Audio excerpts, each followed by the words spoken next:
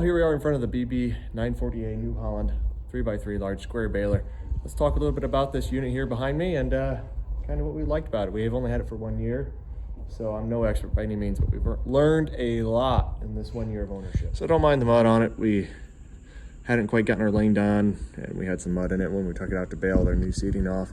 We can start right here in the front. This should have a swivel ball in there that we just kind of use. I'm guessing it's what came with it. It's just like a 3-point bushing or something. It's not great. Eventually we need to fix that, do something about it, but for now it is what it is. Small 1000 PTO, one double acting remote and a single acting remote. The single acting lifts and lowers your header, and then the double acting will run some things on the back, which we'll look at as we get back there. But here in the front you have your plunger brake right here. See if I can open this up one-handed. Or sorry, plunger brake, flywheel brake, and that'll engage. I don't know if you can see this. You can see it come out right there. It's kind of like a band on the bottom, and it tightens up, slows down your flywheel. There's so much momentum with this flywheel. You shut off your PTO, it's going to sit here and spin for like 5 or 10 minutes. So that will allow you to stop this, to unplug or change out shear bolts, or if you missed a knot, to correct that. You need to shut this, get this the momentum in the baler slowed down and stopped. So that's right there how you do that. Get your flywheel or your gearbox here behind you, and you can see your plunger arms behind that. We'll shut this. You can see very similar like a round baler or inline small square baler pickup. Augers on the outside, mega wide pickup. Bring it to the center to 32-inch wide pre-compression chamber. So we're getting to the guts of the machine here a little bit. This is where we had most of our problems last year when we bought this. This thing, it's a decent unit, but I didn't really know how to adjust some things. So on the other side of this, basically on this shaft right here, there is a brake, and it has 3 bolts on that brake that need to tighten down with springs on it that sets the tension on the brake. So this pre-compression chamber, we'll talk a little bit about how it works, but essentially this goes up, pack your slab in front of the plunger, and then comes back down. What happened is it'd go up and it comes back down, and then that brake should stop it in this position where it belongs. But the problem is the brake wasn't working, so it'd slam here, slam forward, shear the bolt, shear this bolt, and then this whole pre-compression chamber would just plug up, and you'd have to come in here. We can get in here. You can see these slats. Get in there with screwdrivers or something like that. You can get between them, and then you just push that hay out into the pickup. Ooh, hit my head there. But then you get underneath the everything and basically get your whole body up into the pickup and then pull all the hay out by hand. It takes at least 20-30 minutes to do, maybe more if you're not sure what you're doing. But to prevent that, just have to have your brake adjusted right. And I'm sure there's other things that can cause shearing, overfeeding, other things like that. But essentially, this makes you a fully formed slab, and only trips once you have a fully formed slab. That way your bale is filled uniformly from top to bottom, because if you just had this tripping every time the plunger made a stroke, whether you're in thin hay or not, in thick hay it doesn't matter, but in thin hay it really does. If it's just putting whatever hay is coming in, is going in front of that plunger, when the plunger comes back, you're going to have a lot of hay at the bottom of the bale, and the top's going to be very light, so it's going to have this very misshapen bale that's not going to stack very well. You do not want that. So this allows you to set tension on this spring right here, and you can move it back to increase the tension that it takes to trip it, or decrease the amount of tension based on how thick or dense of a slab you'd like to have. That seems where we're working well. We'll make adjustments as we get into the season. Auto grease certs on a lot of these items here, you can see. But essentially, enough hay just keeps getting fed in. Those packer arms, when we bought this, that was one thing that was wrong. If we get up in here, I forget which one it was, but you can see how they alternate like a cam or crankshaft. The bearing was out on this, and we got that fixed for like $100. I didn't have the stuff to press it in and out, so we just kind of broke the other bearing getting out. But got that apart and fixed, and that's been running fine since. But right there is one of those arms, and the other one is down in the pickup right now, and it just keeps bringing hay in, and as new material, whether it be hay or straw, comes in, it just pushes the original stuff up until it gets to that point, and then it'll get to a point where there's enough stuff packed in here, it pushes tension on these arms or dogs that are in the chamber attached to this, and once that tension overrides that spring, it'll cause this to trip and engage this mechanism, Very similar to how you have knotters on a small square baler would engage, timed with the plunger. So once the plunger makes the stroke back, these arms will drop down into these slots and then push that fully formed slab or flake up in front of the plunger to be packed into the bale. So we have a single axle, twine storage, both sides, half your balls of twine. You have 4 knotters on this unit, being a 3x3 baler, half go to the bottom and half go to the top. So you have 2 needles on the bottom that are fed off of this side and the 2 needles on the other side. You have 4 across, but 2 are fed off of this side and 2 are fed off the other side. And then at the top, we'll kind of explain why they have a double knotter on these. So large square bales will have 2 knots for every bale that it makes, versus small squares only have 1 knot. And all of that has to do with the density of what we're baling at. You can see here, 440 knot strength. I think we're running 190 on our small square baler. But we'll explain a little bit of why we're doing double knots. That's something really fascinating to me, and I'll share along with you here now too. I think it's important, before we talk about the double knotters on the large square baler, we explain how things started and why we got to where we are. So this is a small square baler, very standard if you've been around these, a single knot system. It ties 1 knot for every bale made. So the twine comes out of the twine box right here. You can see 2 pieces of twine for each knotter, and then it goes through the needles, and the needles hold the twine, and you can see they kind of get held through the twine, where the needles, it feeds through the needles and then comes up here on top of the bale, and then it is held in the twine discs. So you can see right here, this twine disc rotates. This little groove right here is going to hold your twine as you make your bale. So as the plunger pushes on this, the slab, and elongates this bale, that twine right here that you're seeing, that's not going anywhere on the needles. These will flex. You're supposed to have some flex in the knotters like that. That's how it's supposed to be. But that twine isn't going to have any slack. What it's going to do is, this bale elongates, it's going to drag twine across this corner of the bale, across the whole face of the bale, and then underneath the bale as it elongates, pulling the twine through all these furrows. This is fine because these aren't abrasive. These are made of porcelain. That's what they're designed to do, is have the twine feed through them. You can see right there the knotters, or the needles, and how the twine comes forward. So that twine, every time you get a slab flaked in there, this twine's going to basically pull forward and up and rub against the bale, which is okay when you're making 50, 60, 70, 80 pound bales. I'm sure once you push that 90 pounds or more, which maybe you do out west, you might have some more issues with your twine disc slipping and the twine pulling out, poor knot formation, some other issues, right? So that's how these small square balers work, is that twine is going to pull against this bale because it isn't moving there. It's going to constantly pull new twine out of this, and that bale is going to elongate. So that twine is rubbing against this bale the whole time, and all of that tension on that twine is going to be held right there. And this is going to have some slack in it, right?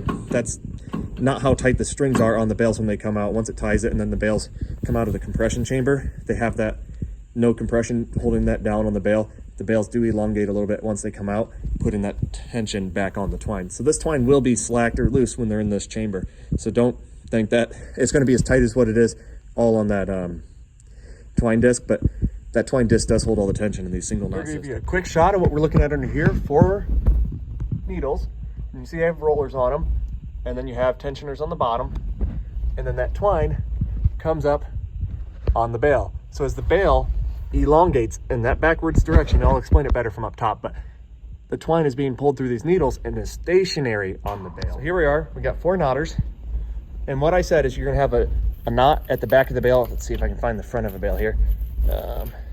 Right there, you'll see there's a knot made right there. So as this bale gets pushed out further, you have twine being fed from the top, and you have twine being fed from the bottom through those needles. So that allows this twine to stay stationary on the bale and not being pulled against it, and your twine discs aren't holding all of that tension. It allows the twine to be pulled from the top as well. So you can see these, and what you'll notice is when you tie, you have these, I don't know if you can see them, let's walk around the front here. These little, I would call them lollipops, whatever, will pop up because now you lose tension on your tensioners up top, and then they'll drop back down as you get a few slabs fed into the bale because it puts tension back on the twine. Now, if these stay up, which I've had a few times and we've learned how to resolve that, that means the twine pulled out of your tensioner. So these tensioners keep the twine pulled down and in the correct position, so when it makes the knot, the twine is where it needs to be. And these rollers allow it to feed from the top, and then the bottom, you have rollers on your needles that are also feeding as well. And I've had a few times this, so you have these double rollers that are like, almost look like crimpers on a mower. You can see right here where the twine comes through. Let's see if I can get my hand. You can see there's a lot of tension on that. That allows the twine to not just be all loose, and it keeps the twine tensioned how it should be.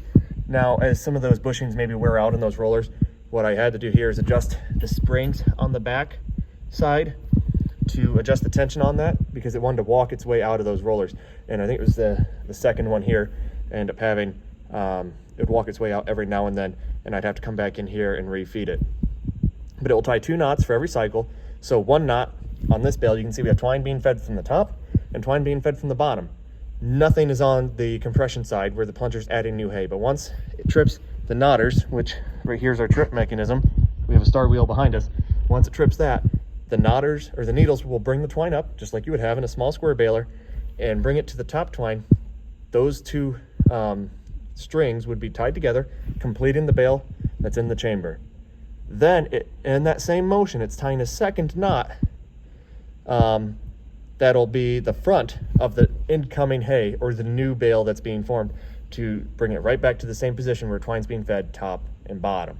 So that's kind of how these work a little bit without getting too lost in the weeds, because I'm no expert exactly how all of this stuff is timed. I understand you have your bill hooks, and without really having a slowed down video of those bill hooks, like because they basically rotate, open up, grab the twine and spin, and then you have the stripper arm with the knife that will pull that twine off and cut the twine all in one motion off of that bill hook. The bill hook is this little arm, looks like an alligator mouth, sitting right there. So you have to have a lot of things that work together. You have to have your tucker fingers that bring the twine forward to hold against the bill hook. You have to have your twine disc here holding the twine, all these things that need to happen. And these are a little more complicated. I'm not saying I'm an expert and I could retime or redo some of this stuff, but I understand the basic mechanisms of what we're looking at here and why they designed it to do this way. Because it wasn't always a double knotter system we had on large square balers. On the very early renditions, I believe the D1000, D2000 New Hollands, I think that's the right model numbers, they did run a single knotter. And they had issues with the twine disc slipping, losing the twine, knotting issues, or density problems. We are able to put a lot more density into these bales now because we have that double knotter system, and a lot of other improvements that have come along the way I'm sure I'm missing. But that's just a basic rundown of what we're looking at right here. You have your gearbox for your knotters. Yeah, a lot of this stuff is really just bigger versions of what we see on the small square baler. You got your star wheel that's checks your length on the bales, and then this is kind of neat. If you want to make a 10-foot bale all the way down to 5 foot, we're running like 7.5, 8 foot's what I shoot for. If you're making silage bales, maybe you go to that 4 to 5 foot length, I don't know. And then you just kind of pull the pin and you're going to set this arm in different positions. And just like on your small square baler, you have small teeth or serrations on here that align inside that gear. And basically as new hay incoming hay, it rotates that small and allows us to ride up until it hits that notch, because that's spring and it wants to draw this forward. So that's what's keeping tension on this to allow it to ride. And once it hits this opening, it draws it forward, engages the knotters, and then once the plunger's in the correct position, then the needles will run through the chamber and finish the knotting cycle. This did have an applicator on it. I took that tank off to get us under height to haul it home. Strapped that down to the bed of the trailer, ended up cracking it because I had too much tension on the strap. I don't really like liquid application anyhow. We haven't run anything on this yet, but that did get taken off and broke, unfortunately, but not the end of the world. So yeah, that's kind of what it looks like from up here. You have your hydraulic tension on the chamber right there. We'll get down and take a look at that. But yeah, quick look here if you're curious. Top of compression chamber. I'm sure that shield comes up. I've never had it up, but you can just see how heavy the gauge is on some of this metal. The big shaft coming up that runs your knotters, the drive mechanism there. You do have fans across here that are run off of the battery to keep your knotters clean. This whole baler needs washed desperately. I'm planning to do that here in the next week or two. So here at the back of the baler, I have the tension off of the chamber right now. You would flip this and then you can start building tension on your chamber again. These are your cylinders that keep downward tension on the compression chamber for the baler. And I said in the front when we had a double acting remote, we'd get to that when we got to the back. Here's where we are. One of this has the teeth mechanism. So you pull it one way and it draws the teeth in and they fold forward. And then when you go the other direction, the teeth want to rise until they dig into the bale, and then they can slowly creep the bale out. So you don't have a bale that might wiggle its way out going down the road, or maybe you do custom work, or you have some sort of wet hay in the chamber you want pulled out. That's how you would remove the bale. But first and foremost, you take the tension off the chamber, then you come back here with remote 2 engaged, and you can do that. And then this unfolds the chute. My chute doesn't fold up all the way. It's kind of weird. I still haven't quite figured out what's going on with some of that, but it hasn't been a big deal. It's just not that we need, that extra 4 feet in storage. We got a little bit of a mess back here because we're slowly feeding the big square bale that's in the chamber, because this is mostly foxtail. It's actually really nice hay. The sheep and goats really love this stuff. It's got some alfalfa. It's a new seeding off of our field, but it's not nice enough really to sell. We sold most of it to a dairy, but for one bale left, I didn't want to just punch that first bale out of the year and then just sit on it. It's like, well, I might as well start feeding it now. So that's what we're doing. But you got your lights, pretty basic stuff. Toolbox in the back. Did not get many spare parts with this baler, unfortunately. I do oftentimes somehow find deals with a lot of spare parts. This wasn't one of them. But yeah, the main issue was we've had to figure out that brake issue on the pre-compression chamber, and I've had to figure out how to do some of the rethreading of the needles. It's pretty simple in the small square balers. I've had a lot to learn on this. Some of it through forums, some of it through YouTube videos. So if you lose your twine on your needles, that's a pretty simple thing, just to rethread it, and you'll be okay. And like on a small square baler, you need to trip your knotter right away when you lose twine, because when you only have 2 strings holding that bale together, losing one means that bale integrity is going to be awful. Luckily, the few times we've had issues on this, it's like a center string, so I can bale and finish out the bales in the chamber, and it's not a big deal to be missing a string on 1 or 2 bales. So I don't always re-trip the needle or the knotter, right? Now, when you lose it on top, it's a little more complicated. What you need to do is you get it fed back through your twine tensioner, which I showed you at the top through those rollers. You pull out a decent amount of twine, tie a few knots in it, make sure it's got a decent amount there of some bigger knots, and then you just have that extra, drop it down, where it's 2 foot of extra twine into the compression chamber. And then new hay will come in and push tension on that twine, and it'll slowly pull that twine. So you just have a random string inside of a bale, I guess, and it'll just lay over top. It won't do anything for the integrity of the bale that it's, I guess, packed into. But what that allows it to do is keep tension on that twine. So then when that bale is complete, that twine will be there and ready for the knotters to grab and complete the cycle and have it formed and tied to the bottom string to start the outside or the edge of the new bale that's coming in. So that's what I found is how I've done that. Maybe there's a better way to do it, but I haven't figured it out yet. Like I said, we're still learning. This thing really needs a bath. I'm gonna probably power wash this and wax it. It is a nice baler. I've been pretty happy with it. We haven't really pushed it to its capacity. I've got some learning curves to do, figure out the monitor a little bit more because we had so many issues, and once you plug that so many times, it's such a pain to unplug, you get kind of nervous. I think I'll kind of outgrow that this year as we try to run some more acres, and I'll be forced to try to run this a little faster and knock out those acres. I think we'll have no issues. I'm not too worried about it. I mean, I'm sure things will go wrong, but I just got to get more comfortable pulling this baler and confident that it won't plug. But yeah, so you have your density here on the front. That tells you that, but you also have density that'll come up on the monitor in the cab. And then the monitor in the cab also tells you how fast the pre-compression chamber is putting flakes in front of the plunger, so you can tell if you're at capacity, under capacity, or maybe overfeeding the baler. And you can set your density on the baler for how dense you want to pack that chamber, the compression chamber, I guess, for the bale, for how heavy of bales you want to make. You won't know how heavy they are without a bale scale. We don't have that on this baler. I don't know if it came with an option of that, but we don't have it. But you can adjust how heavy or dense your bales are from the cab. Now the flake density, you do have to get out and adjust. But all in all, I've been really happy with this unit.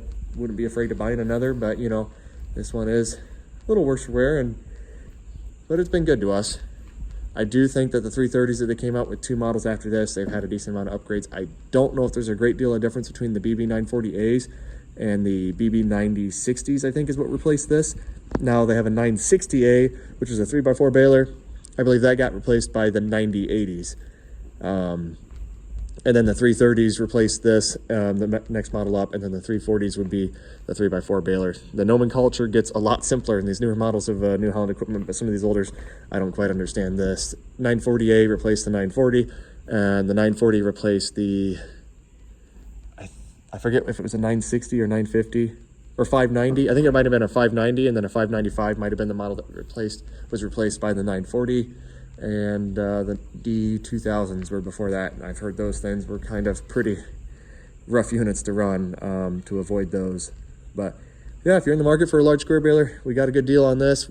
You know, I seem to have a lot of New Holland equipment now, but I don't gravitate just to New Holland. It's just been the right deal at the right time, and yeah, this just kind of fell in my lap. It was only maybe 6 hours away, and yeah, very happy to have it. Excited to get it back in the field this year and start putting some hay through it. The big squares are just so much nicer for stacking. And then beyond just stacking, obviously if you have the barns stored, and we're gonna have some barns up here soon, I hope. The big advantage to them is I think you get a lot better price per ton, at least in my area, over round bales. But you don't have the labor cost and just the need for labor and the timeliness of lack of efficiency going to small squares. Granted, you do get more per ton on small squares, but the big square is a close second. In some markets, even first cutting, I can look at what a big square might bring, and it's not that much less than what a small square would bring on a per ton basis. It is less, but you don't have to hire a bunch of help or go as slow as you would with a small square baler. So you can get a lot more baled in a day, and it's a lot faster to get it picked up and put away with the big square baler. Now the round balers, much cheaper to buy into, much cheaper to maintain, a lot less horsepower needed. And they're great if you're feeding up the hay, but when you're selling, the round bales just don't bring the price per ton that these large squares do. And then you also start figuring hauling. I can way overload my trailer weight-wise with these big squares. The rounds, I'm probably overweight anyhow, you know, hauling 30 round bales, but you start, you know, I could put 42 big squares on a trailer. I've had as many as I think 38 on, and I didn't feel too comfortable doing that, but luckily this is like a 3-mile drive, but I wouldn't do that every day or go 80 miles. I think the most I've had for a longer delivery of 84 miles, I believe, is how far we drove. I had like 32 or 34 big squares on, and averaging the few I've weighed in the past were 800 to 830 pounds. So it gets to be a lot of weight to be putting behind, oh, right there, a 1-ton truck. But you got to get it done somehow. I don't have a semi, and that's what we're doing. So yeah, thanks for watching. Hope you enjoyed, and if there's anything else you want to see, I think I got most of our equipment covered. I don't think I could do a whole video just on a hay inverter. There's definitely some advantages to it, but to do a whole video on it, I suppose we could if you really want to see that. But yeah, thanks for watching. Hope you enjoyed it. See you on the next one.